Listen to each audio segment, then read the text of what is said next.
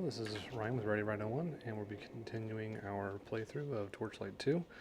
I just finished up the side quest in the last recording, so now we're going to make our way to the end of this particular area. I don't remember the storyline being all that memorable per se. I mean, it gets a little more complicated later on, but a lot of it's somewhat linear, kind of like the first game, but doesn't feel as linear, if that makes any sense. So I'll just be just kind of hacking and slashing my way through some things until we get to the next side quest, which I don't think is too much further in. I know that it goes to like a little bit bigger area. There's a ghost ship, I believe. Get the key. Those are little pixie imp things I was talking about earlier, and that's usually where you would get the golden chest key, and then we'd find the golden chest elsewhere in the level.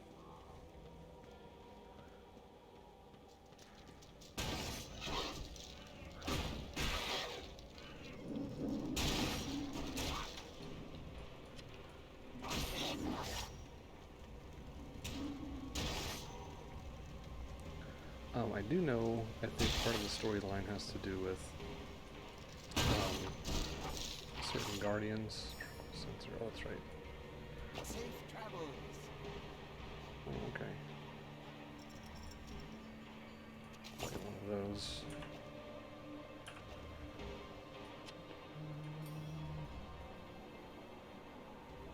That's good.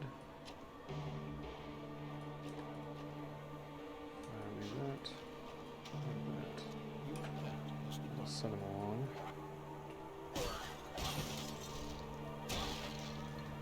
Figure I'll just send him back with whatever he's got on his person in the meantime. Alright.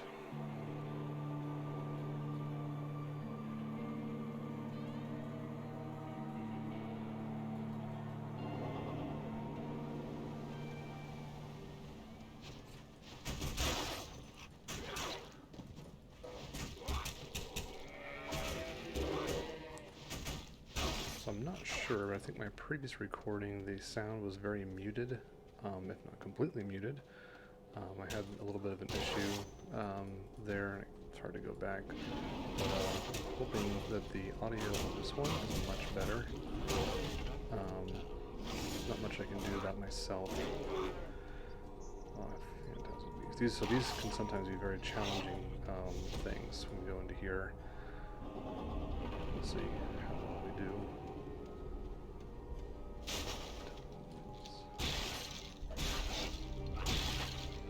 So this one you just kill things and then slowly raise the totem out of the ground, and the enemies get more and more difficult as it carries on. It's actually a little upsetting to have to run around constantly when there's not that many, but it gets easier when there's more on the screen.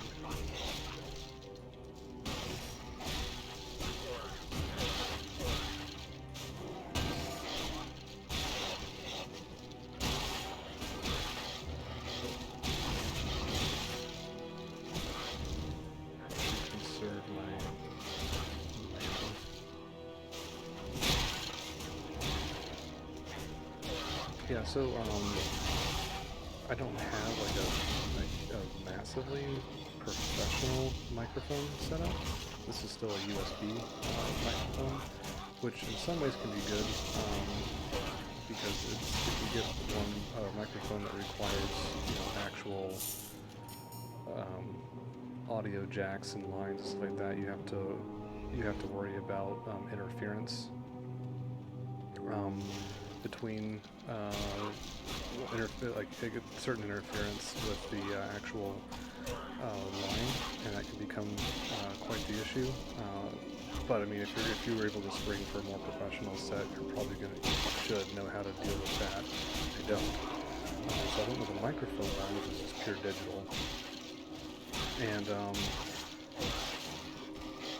the issue I've had with it has to do with Windows driver and how it handles, the microphone interface itself. It's a little bit upsetting because apparently it will just load the base Windows driver for the microphone. And so with that, I guess Windows 7 or Windows 8 was okay. And then the next version of Windows 8 or 10, I don't know which one, I was looking this all up, I don't know what they did, but it's kind of like everything's lower. And you can boost the gain, but not to the degree that you used to be able to. So like you're kind of starting out really at a lower setting in terms of volume. And so I downloaded a program that actually kind of fixes that to a degree. Not entirely sure, but it gives you a lot more control, finer control over how the driver interprets things. And I was playing around with some of the settings on it, and the main one that was referenced had to do with preamplification. Now, that one did just fine. The problem that it then introduced was that there was a lot of like noise that it was picking up, and it was like scratchy and high-pitched squealing and all this kind of stuff. I was like, you're kidding me. So I took the preamp off almost completely, and that did wonders for it, but then it was still sort of low. I messed with some of the levels and got it to do somewhat of an artificial gain, and it's much better than what I had before, but it's still kind of muted. It doesn't help that my conversational tone was kind of muted to begin with. I'm not at a place, or I'm not really used to like projecting my voice. I'm not obviously a public speaker, and in a room like this it kind of feels a little difficult to do that. So it's just kind of been one thing after the next. I'm hoping though, like for me, I can improve like how I enunciate or my elocution. Actually, I'm not sure what the difference between the two are.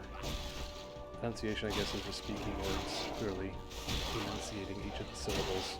And elocution would be the quality of which you do that, or just maybe it's referencing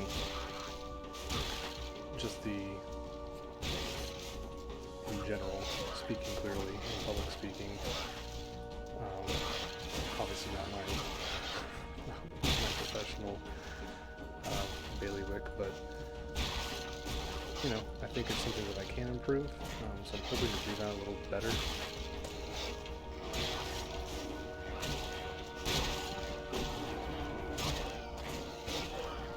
My professional focus is more on databases, administration, development, automation, engineering, sysadmin type stuff, software development. That's kind of where I feel a little more comfortable in. So, not necessarily public speaking. I don't necessarily have a problem with it though. I know several people in my industry sometimes struggle with that at times.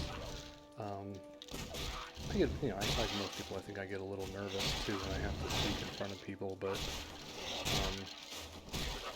I don't know, I think I do decently okay at it. But there's still, you know, some hesitation here and there, which is, you know, like right now I'm doing a recording, which I know I honestly very much intend to put this up on more of a public forum like YouTube, and so there's a little bit of hesitation there, or maybe a slight hint of a lack of confidence, and so that could be affecting things. I'm glad I got that Berserker mode just in time.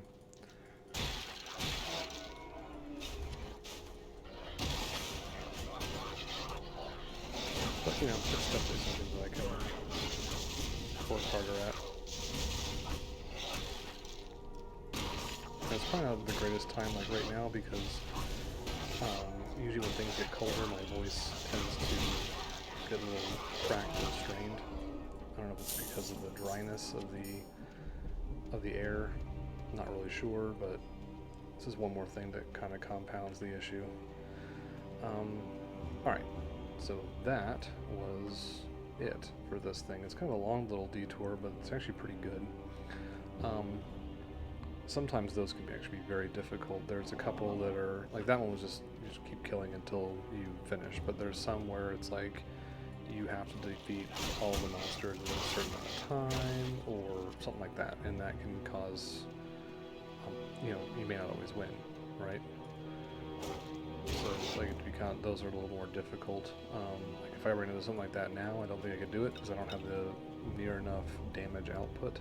Although there's one that's like has to do with defending something. So good. So my fame, I think my fame leveled up.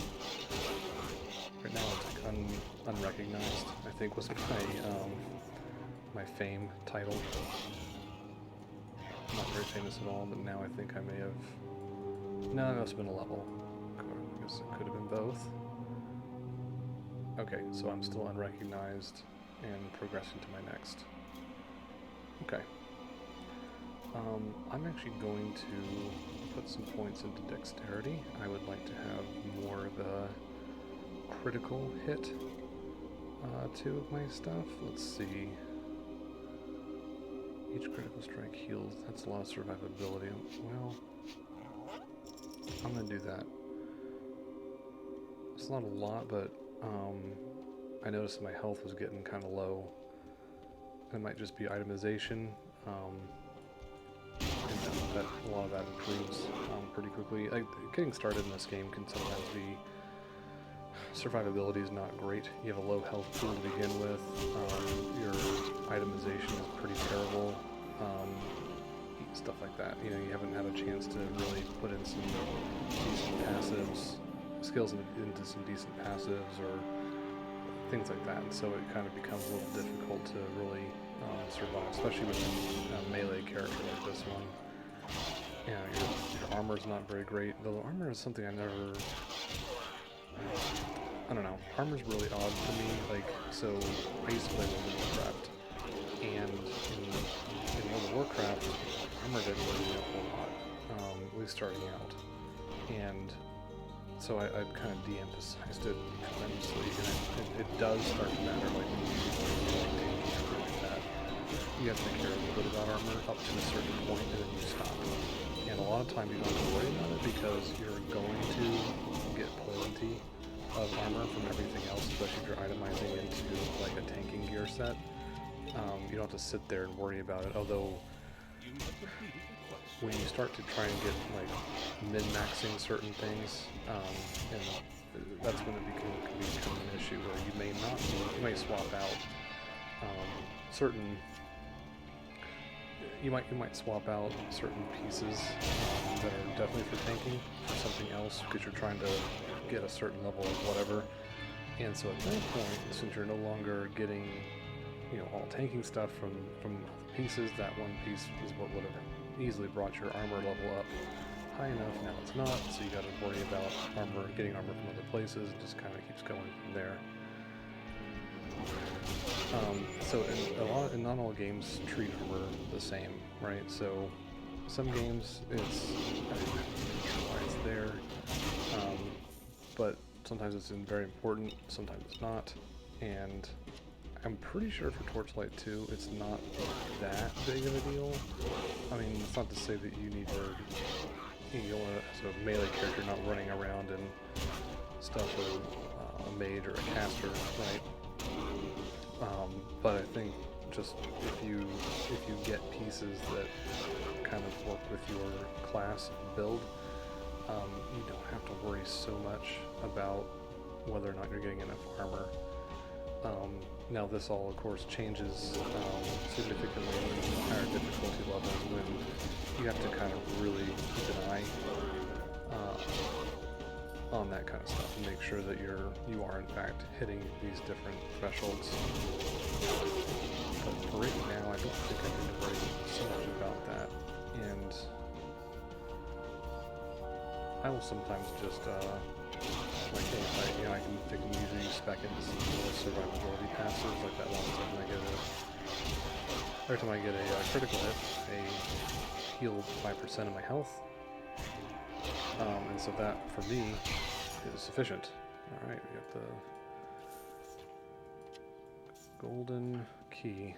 Right, so I figure, like, well, yeah, I'll just I can get there just by, you know, surviving whatever comes my way. So I'm not necessarily worried about... just a second.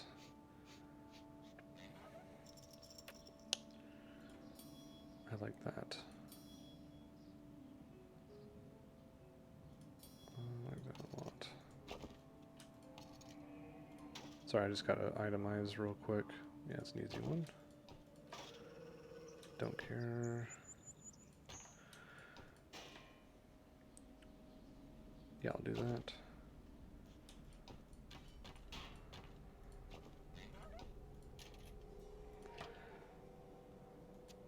Okay, good. Your pet has departed. You know, like if I can just put some points into some passive skills, like I can get 5%, you know, back. I mean, I don't have to really worry about taking too much damage as long as I have a bigger health pool. Now I don't have to worry so much about armor, you know. I think there are a couple of enemies in this game where they just start doing ridiculous amounts of damage, and so, you know, the burst damage is just gonna snow you under, and it's not gonna matter. I feel like I should have... Yeah, so now I'm barely known, so that's cool, which means I would have gotten, let's hit that and level up 2 points, right? Okay. So I'd like to get to that tier 2 bonus, but I have to get to level 14, which I am not there yet. Get more of that, and more of that. Execute's nice, especially for a dual wielder, because that one attack round that you have, you attack with both, and so you double the damage, right? So it's like briefly doing twice as much damage in the same amount of time. So that can actually be pretty good.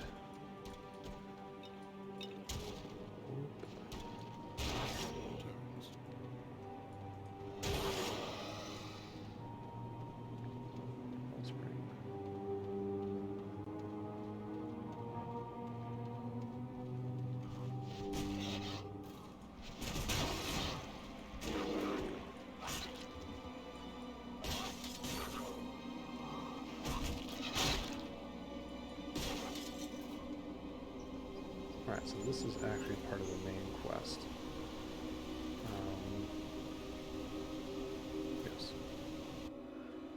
Let's go ahead and do that. Probably, normally, so before I probably would have gone running around looking for that golden chest. But at this point, I'm just looking to progress through the game. This will actually be somewhat of an experiment for me because I don't know. Every time I've done a playthrough of this game, I have always taken the time to, you know, do as many of the side quests and kill all the enemies and, you know, stuff like that. And I've never really spent a lot of time focusing on just burning through, you know, everything. So this will be interesting to find out whether or not you can do that. Some game, like, so my previous playthrough, I did Skyrim, and because Skyrim levels enemies, including bosses, to your current level, you can just burn through the main quests and not really have to worry so much about it. But this one, who knows? There are some games they will also scale, but they also have barriers. So, you know, like let's say the level 1, all the enemies scale to the player's level, but the first boss, you know, he's like, you have to be level 10 or greater to deal with. So everything else is scaled around and the boss does not. But, you know, you get to level 12 and, you know, you can destroy the boss.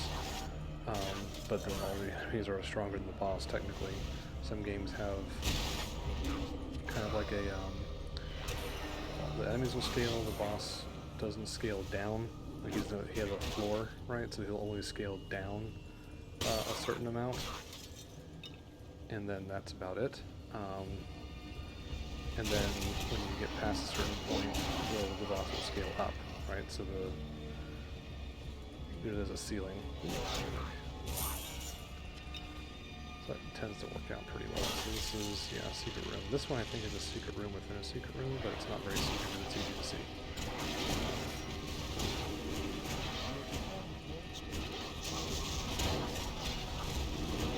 15 already.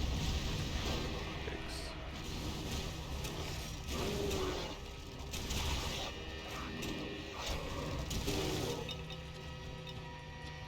Very good.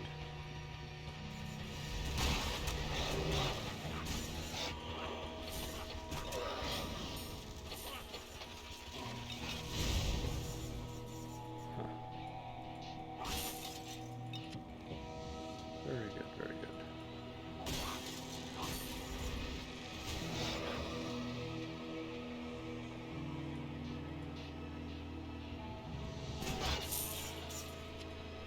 Alright, let's see. Ooh. Rune Master. I'll take that.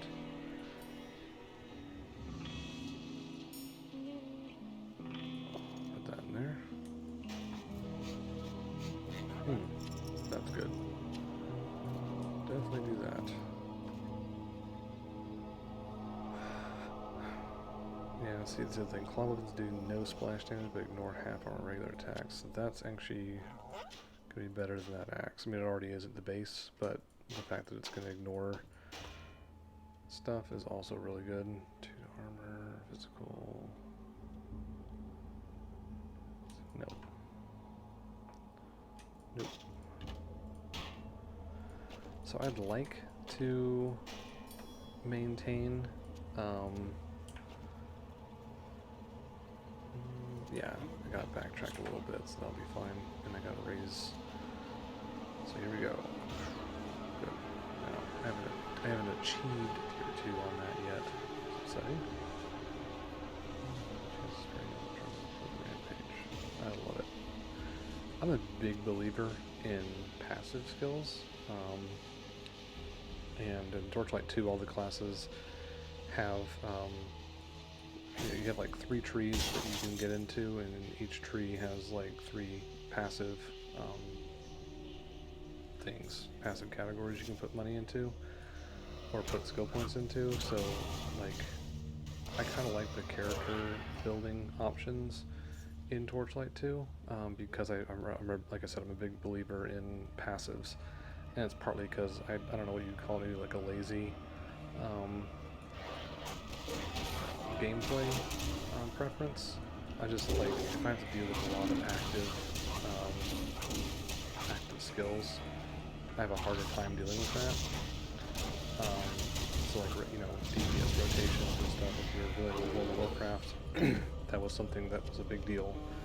And it was always difficult for me. I was never really good at DPS, which is good because I was mostly, well, I didn't really do a whole lot competitively. Good. How's the stairs, up or down? Okay, good.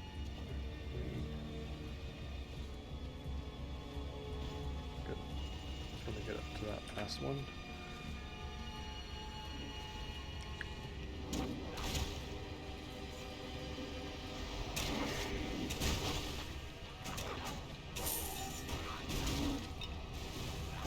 I might spend a little bit more time on dexterity than strength from here on out.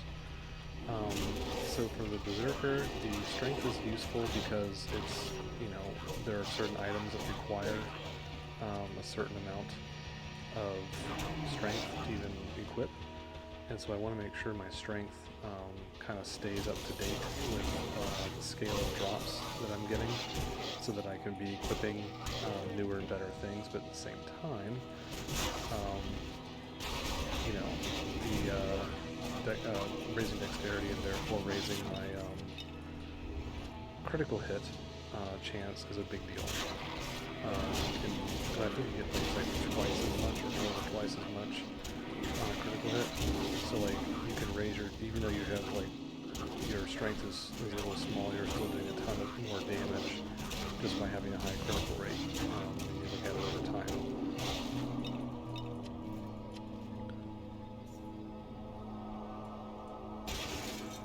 So I kind of want to keep that in mind as I'm going through all this.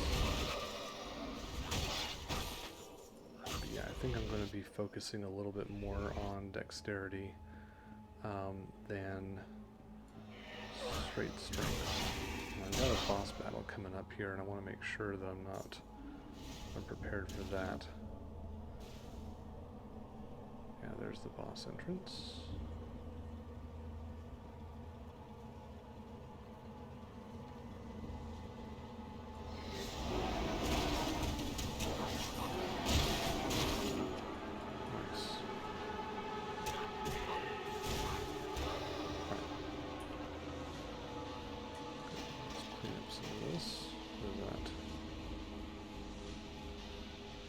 That would be nice to have, but unfortunately, no.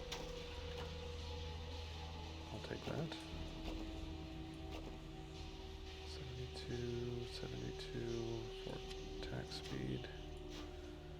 291. Yeah. Nope. I don't want this now. Alright, I do want that, but it requires focus and vitality. I'm not going to be putting anything into focus. Okay. Fire armor. Don't really want that. Alright. Let's get this sorted out. Let's check back on this. Frenzy duration increased. Might do that.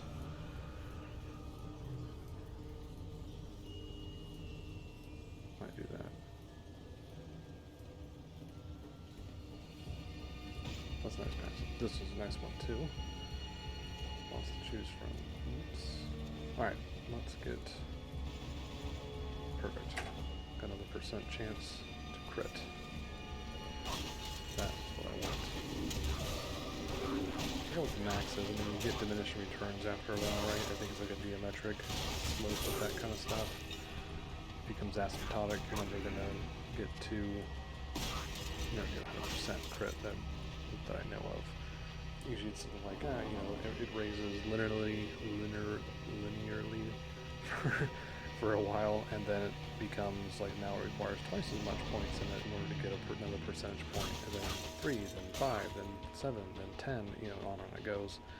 Until at one point, like you just poured all of it into it, you'll never break past 30. 33. Still pretty good. I mean, if you were to do like every third hit was a crit.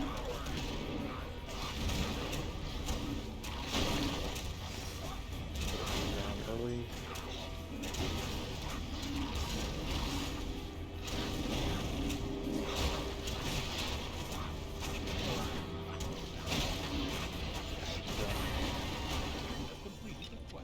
Mysterious chest piece. Good. I need that. I want that. Let's see. We have a chest. So that's the other thing too. For whatever reason, like the boss chests in this game give you nothing. Watch this give me something. Nope. Just garbage. Yeah, I don't understand. Like you know, the boss usually has a pretty decent drop, and the chest is practically worthless. Maybe I'm just. I don't know who you are. Spoiled. Excellent. You have received a...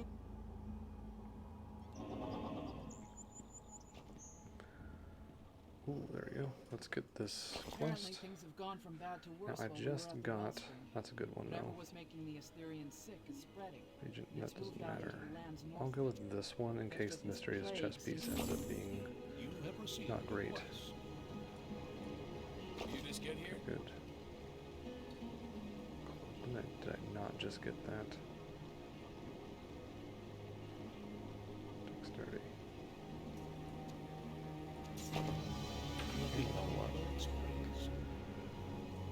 Definitely get that. Definitely get that. Yeah, cloven hoof. I just got that. 2 pieces. Me. Rune Master, 3 strength, 4% all damage. Oh yeah. Oh yeah. Definitely do that. Okay. Yep.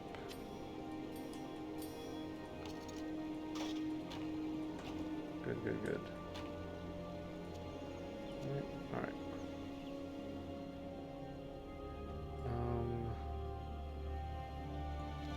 That's right, we already have some. Okay, so what is this going to give me? Charge rate increased by 50%. That's hard to pass up. Ooh. Experience gain, focus attribute, 6% only. You know what? That's actually really good. But I'm going to keep this one because at some point I'm not going. Oh, it's actually for my class. That is hard to pass up. Focus attribute. What does focus do? Magic damage. Chance to execute. I see. Okay. Well, I'm going to go with 10% crit chance. 1 every 10 strength. 2 skill points. I'm going to do some shred armor.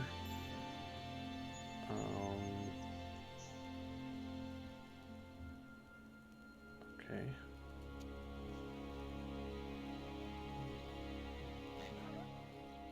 2% physical.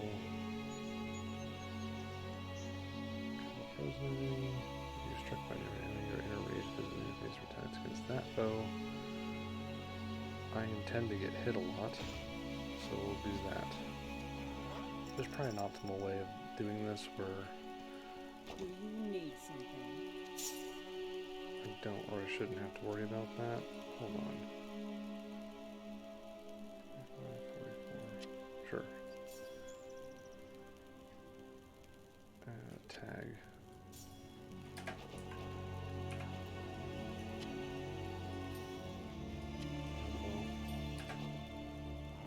Are there no other? Here we go. How may I help you? Let's see if we can't find something worthwhile. Look at this.